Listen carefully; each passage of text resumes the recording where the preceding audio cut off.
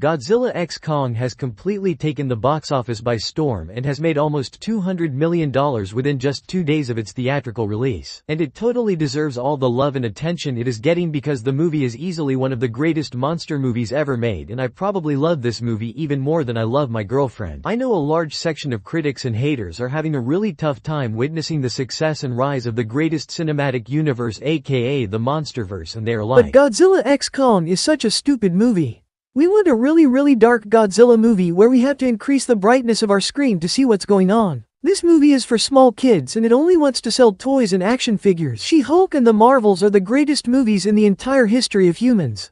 So I request you to spread love and pray for them because they are really hurting at the moment." Before I go further, I am going to request you guys to spend just 1 second of your time to hit the like button and subscribe to my channel because that is the only motivation for me to bring you more and more such awesome content. Coming back to the main subject once again, director Adam Wingard has some very interesting stuff to say regarding the future of the Monsterverse going forward. So, this is basically what he said in a recent interview with IGN. I am not going to go through every single word while I am going to highlight and summarize the most important revelations he made in the interview which give us an indication of where the Monsterverse might be heading. First off, he says, if Godzilla X Kong turns out to be a huge commercial success, which by the way seems like a very likely scenario at the moment, the next movie would be more focused on the Big G, unlike the last 2 movies in the franchise which were primarily based on our beloved hairy boy over here. In other words, Mr. Wingard is indirectly telling us that he is planning for a third Godzilla movie, which makes sense because according to my sources, a Godzilla trilogy has always been a huge priority for the franchise ever since it started way back in 2014. So, it looks like my gorgeous handsome lizard boy is finally getting the respect he deserves and I am finally getting the kind of goosebumps that I have always dreamt of. Well, let me inform you that I am now going to take a deep dive into the spoiler territory. If you have not yet had the chance to see the movie,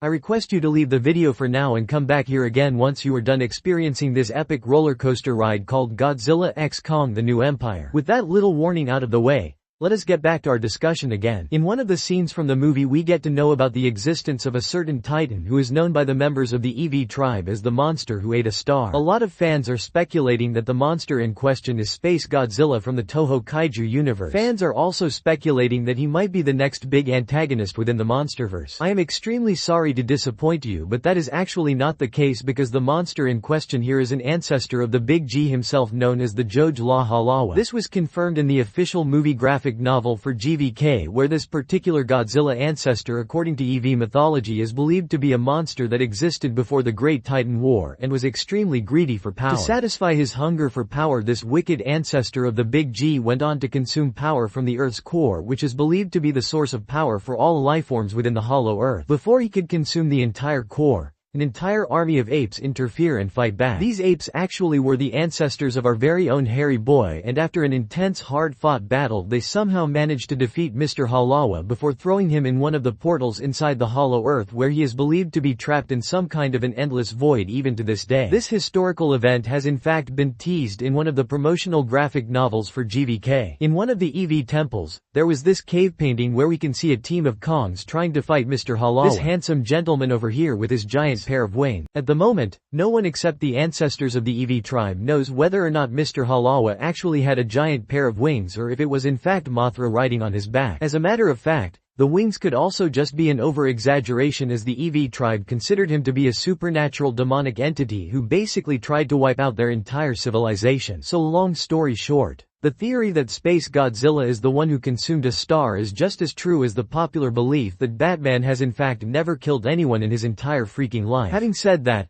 I actually believe that the possibility of Space Godzilla being introduced to the Monsterverse as the next big bad guy is in fact pretty damn high at the moment. To understand the situation better, let us look at Mr. Wingard's statement one more time. He very specifically reveals that he wants to do something very similar with Godzilla in his next Monsterverse project to what he did with Kong in Godzilla X Kong. First of all, as a huge lifelong fan of the Big G, this statement of Mr. Wingard has the exact same impact on me as Catwoman has on Bruce Wayne. The ending of GXK leaves us with a scenario where the Big G is way more powerful than before and Kong is almost invincible with an entire army of apes and a massively oversized ice dragon by his side. From a logical standpoint, There is probably only two titans who can prove to be a realistic threat to the team of Kong, Godzilla, Shimo, and the entire army of apes. The first possibility is a titan called Destroyah, who is in fact very popular among fans of the Toho kaiju movies. But the problem with Destroyah is that he is just way too powerful to be introduced so early within the franchise. To give you a better idea, he is almost like Galactus or one of those cosmic-level threats in the MCU. On the other hand, the second possibility, as I mentioned, is none other than Space Godzilla, who could somewhat be treated like the Monsterverse version of Thanos from Avengers Infinity War. So, my personal prediction after taking into consideration everything is that Space Godzilla is going to be the next big antagonist for the future of the Monsterverse. No matter what happens, there is one thing I can say for certain, which is,